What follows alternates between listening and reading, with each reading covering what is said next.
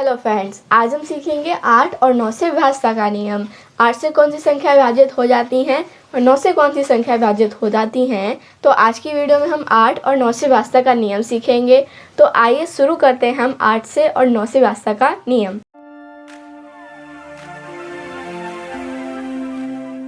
तो सबसे पहले हम सीखेंगे 8 से विभाज्यता का नियम।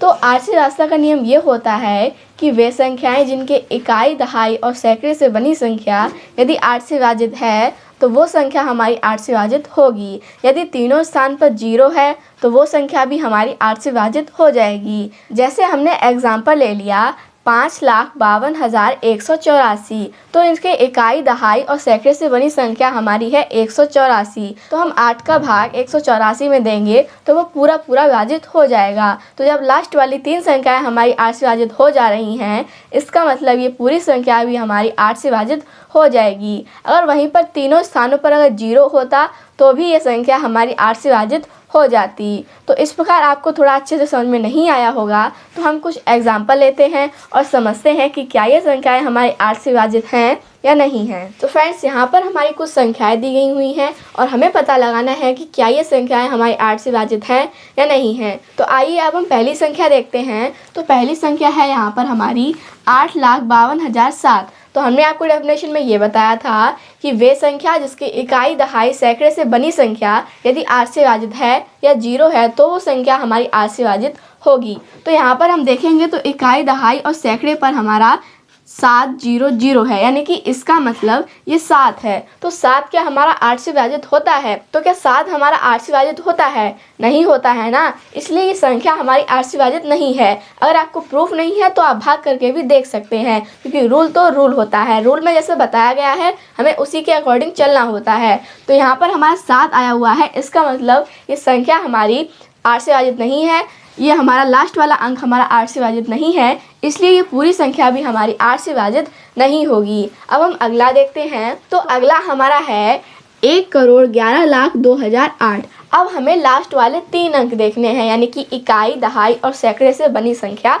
देखनी है। तो यहाँ पर हम देखेंगे इकाई, दहाई, सैकड़ा। तो यहाँ पर इकाई के अंक पर है 8 और दहाई पर 0 और सैकड़े पर 0। तो यहाँ पर आपको ये ध्यान रखना है कि हमने आपको बताया था कि इकाई, दहाई, सैकड़े पर अगर 0 हैं तो वो भी संख्या भी हमारी 8 से विभाजित हो जाएगी। लेकिन ये ध्यान रखना है कि तीनों स्थानों पर 0 होना चाहिए, ना कि एक स्थान पर हो या 2 स्थान पर हो। जैसे यहाँ पर हमारा 2 स्थान पर है तो इसका मतलब ये थोड़ा ना है कि ये संख्या हमारी 8 से विभाजित हो ही जाएगी। अगर यहाँ पर तीनों जगह पर 0 होता तो ये संख्या हमारी 8 से विभाजित हो जाती।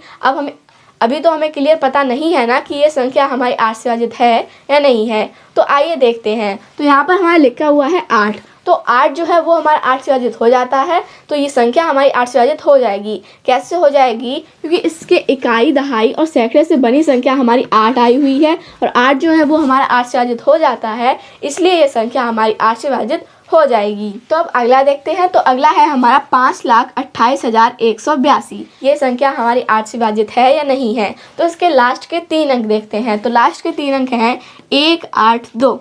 तो 1, 8, 2 में हमें 8 का भाग देना होगा। तो 1, 8, 2 का हम 8 में भाग देंगे। तो हम 8 का भाग 182 में देंगे तो ये हमारा 22 बार जाएगा और 6 शेष बच जाएगा। तो यहाँ पर हमारा ये भाग पूरा नहीं गया है, इसलिए 182 जो है वो हमारी संख्या 8 से विभाजित नहीं होगी। और जब 182 नहीं होगी इसका मतलब ये पूरी संख्या हमारी 8 से विभाजित नहीं हो पाएगी। अब अगला देखते हैं। तो अगला हमारा लिखा हुआ है 456। तो अब आप बोलेंगे इसका इकाई, दहाई और सैकड़ा अंक देखना है, तो इसमें तो केवल 3 ही अंक हैं, हम कैसे पता लगाएंगे? तो हमने आपको बताया है कि वे संख्याएं जिनके इकाई, दहाई और सैकड़े से बनी संख्या यदि 8 से विभाजित है तो वो संख्या 8 से विभाजित होगी। यदि 0 है तो वो संख्या हमारी 8 से विभाजित होगी। तो यहाँ पर हम देखेंगे तो 456, क्योंकि इतना ही है और इतना ही हमारा पूरा आंसर है। तो आंसर है हमारा 456। तो 456 का भाग हम 8 में देंगे। यदि 2 अंकों से बनी संख्या है या 3 अंकों से बनी संख्या है तो उसको हम भाग करके ही पता लगा सकते हैं, हम उसके लिए कोई ट्रिक यूज़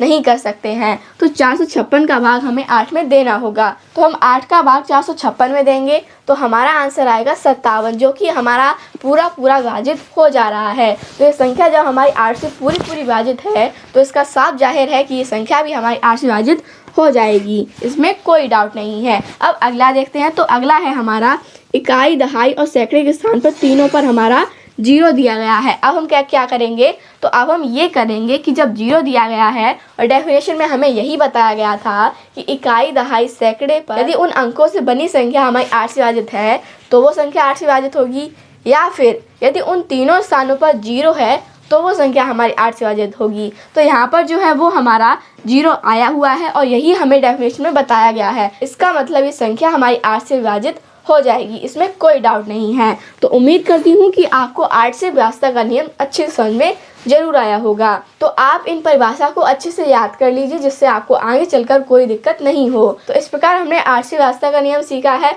अब हम सीखेंगे 9 से व्यवस्था का नियम। तो अब हम सीखेंगे 9 से व्यवस्था का नियम। 9 से व्यवस्था का नियम क्या है? तो 9 से व्यवस्था का नियम ये होता है कि जिन संख्याओं के अंकों का योगफल यदि 9 से विभाजित है तो वो संख्या हमारी 9 से विभाजित हो जाएगी। जैसे हमने एग्जाम्पल ले लिया 432। तो 432 जो है हम इनके अंकों का योग करेंगे तो इनके अंकों का योग आएगा 4 और 3 7 और 7 और 2 9 होते हैं, तो 9 आएगा आंसर। तो 9 जो है वो हमारे 9 से विभाजित हो जाता है, इसलिए ये संख्या हमारी 9 से विभाजित हो जाएगी। हमने आपको क्या बताया डेफिनेशन में कि वे संख्याएं जिनके अंकों का योगफल यदि 9 से विभाजित है तो वो संख्या हमारी 9 से विभाजित हो जाएगी। तो आइए अब हम कुछ उदाहरण लेते हैं और समझते हैं कि क्या ये संख्याएं जो दी गई हैं वो हमारी 9 से विभाजित होंगी या नहीं होंगी। बहुत ही सरल होता है, बस थोड़ा सा ध्यान देने की ज़रूरत है। तो आइए अब हम कुछ संख्याओं को देखते हैं और पता लगाते हैं। तो हमने यहाँ पर कुछ उदाहरण लिखे हुए हैं। जैसे हम पहला एग्जाम्पल देखते हैं। हमारा एग्जाम्पल है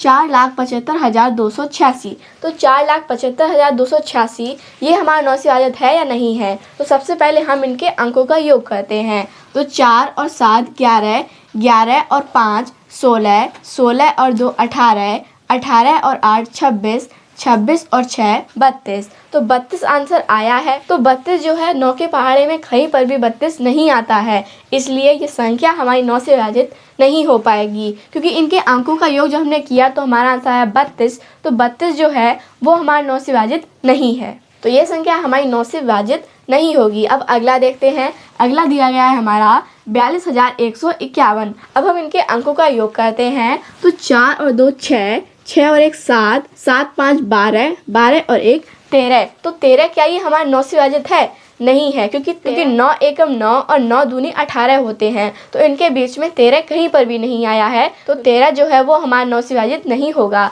इसलिए ये संख्या भी हमारी 9 से विभाजित नहीं हो पाएगी। अब हम अगला देखते हैं। तो अगला है हमारा 8,19,252। तो 8,19,252 के अंकों का योग करते हैं। तो 8 और 1 9, 9 और 9 18, 18 और 2 20, 20 और 5 25, 25 और 2 27। तो 27 जो है वो हमारा 9 से विभाजित है।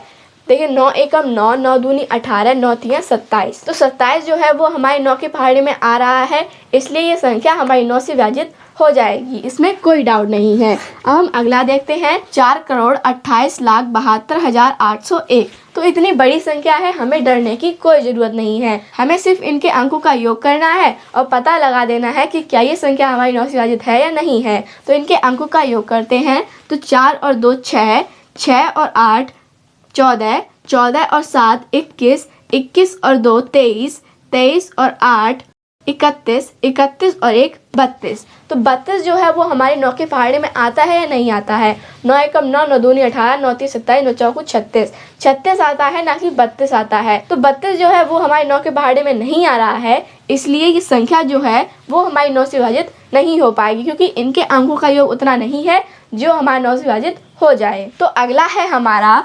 52,67,331। तो इनके अंकों का योग करते हैं। तो 5 और 2 7, 7 और 7 14, 14 और 6 20, 20 और 3 23, 23 3 26, 26 और 1 27। तो 27 आंसर आया है, जो कि हमारे 9 से विभाजित है, इसलिए ये संख्या भी हमारी 9 से विभाजित हो जाएगी, इसमें कोई डाउट नहीं है। तो उम्मीद करती हूँ कि आपको 9 से व्यवस्था का नियम समझ में जरूर आया होगा। अगर समझ में नहीं आया है तो आप इस वीडियो को दोबारा देख सकते हैं, जिससे आपको समझने में और मदद मिलेगी। तो इस प्रकार आज की वीडियो में हमने सीखा है 8 और 9 से व्यवस्था का नियम। अगले वीडियो में हम सीखेंगे कि 10 और 11 से व्यवस्था का नियम। तो उम्मीद करती हूँ कि आपको ये पसंद जरूर आया होगा। अगर पसंद आया होगा तो वीडियो को लाइक ज़रूर कीजिएगा।